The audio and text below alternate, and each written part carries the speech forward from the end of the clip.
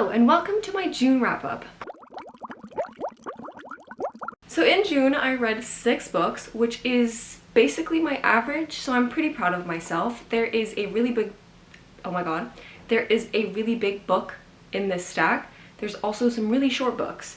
So I think it balances itself out, and I think I did pretty normally for me. I didn't love any books that I read, so that was pretty sad, but that's life. It happens a lot to me. But let's just get straight into the books. So the first 3 books that I read in June are the 3 books in the Tea Dragon Society by Katie O'Neill. Here are the short books that I was talking about. They are graphic novels about this community of people or society that take care of these tiny dragons that grow tea leaves out of their bodies. So these are the dragons that I'm talking about. They are all different types of tea, and they grow the different tea leaves off their horns and stuff. So we follow the only remaining people of this society passing on this information and how to treat the leaves onto a newer generation. I hate motorbikes. And the newer generation are these 2 characters that are really cute as well. I ended up giving the first 2 a 4-star, I think, and this one a 3. Personally, didn't really care for this last one. These are really cute. I really enjoyed the different stories because they follow different characters, and then we follow all of the characters in this one. I really enjoy the art style. It's very cute, very colorful. I really like the color palette that is used in this. I like the character designs. I think they're really cute and like soft, if that makes sense. The story was maybe not my favorite, but I still enjoyed the first 2. They were interesting. I don't know how else to explain. The next book that I read was A Deadly Education by Naomi Novik. This is the first book in a trilogy, I'm pretty sure, and it is about a school. It is a school that teaches all of the magical students how magic works and stuff like that, so when they leave they know how to do magic. Is that not obvious? But this school has no teachers, nobody to take care of the children. They have to fend for themselves, and they need to be careful of the monsters lurking around the school so they don't die. Our main character, Elle, is one of the students there, obviously, and she has an affinity for really dark magic, but she doesn't want to be a maleficer, I think is the word I have forgotten, which is like an evil magician who takes energy out of living things to use magic instead of using just ethical magic. So we follow her trying her best to not go onto the evil side, the dark side, and at the same time being really annoyed with one of the more popular students called Orion. He is really good at defeating the monsters that lurk around, and he's saving people left and right, which she is really annoyed about. So that is what I think the plot is, hopefully. If it's wrong, somebody correct me, because I don't know. And I've read this. This is the 3rd and last, I'm telling you now, book by this author that I've read. The first 2 I've hated, which were Uprooted and Spinning Silver. Didn't like either of them. This one surprised me because I did enjoy it somewhat. I think I give it a 3. I really liked Elle and Orion. Their dynamic, fun.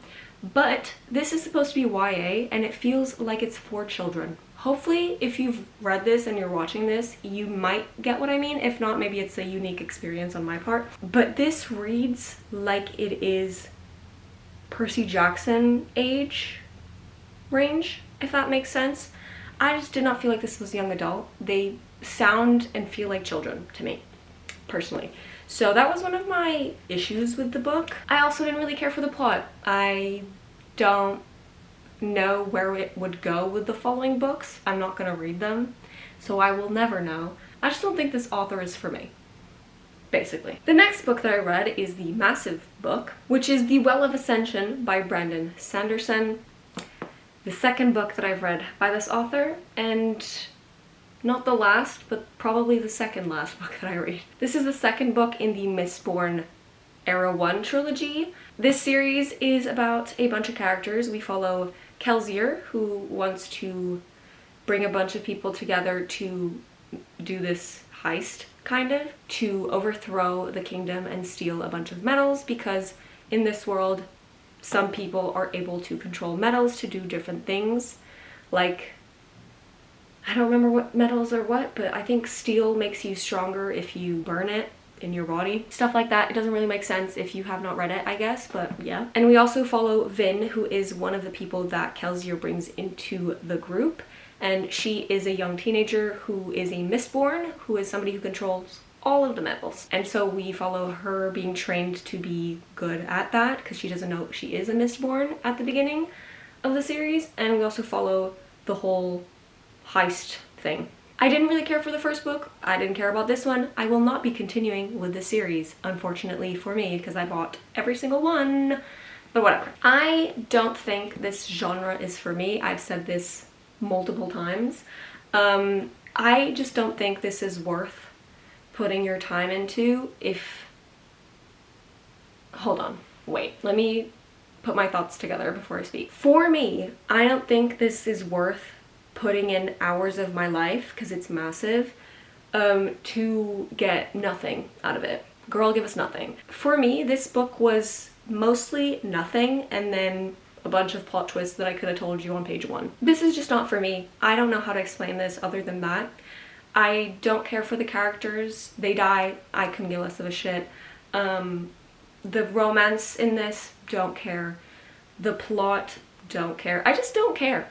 Moral of the story. I just don't care. I'm done with this. I'm gonna see what I'm gonna do with the rest, but Mistborn, I'm done. And the last book that I read in June is an arc from NetGalley called Wickedly Ever After, Jesus, by R. Lee Fryar. This is a first book in a series about two characters that are the Wicked Witch, which is a man, and the Good Witch. And they have kind of a feud, I guess, with each other. They keep sending curses at each other and stuff, but their main role in this kingdom is to make sure that the happily ever after is successful. This happily ever after is a kind of a ritual that a prince has to fall in love with a common woman and get married, but the woman first is taken by a dragon and the prince has to save her.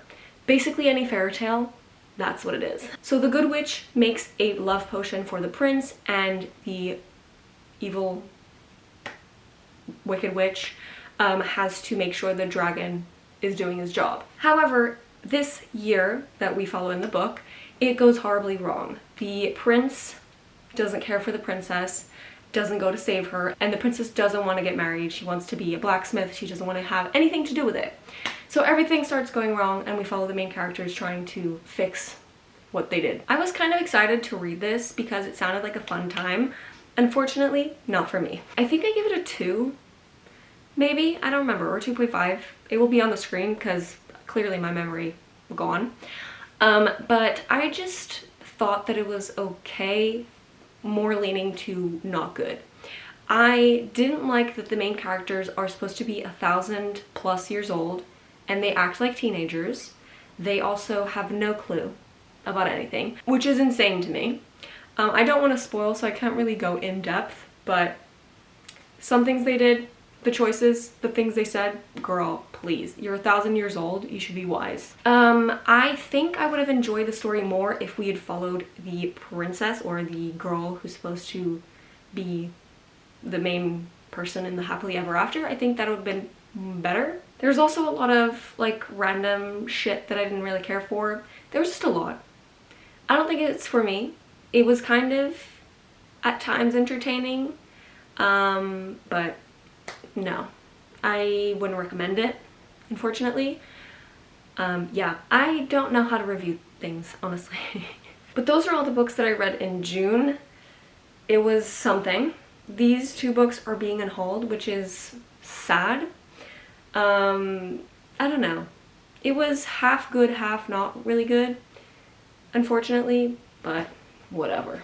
Moral of the story, I just should not buy epic fantasy ever again, because clearly not for me. But that is everything for today, and I'll see you in my next read video. Bye!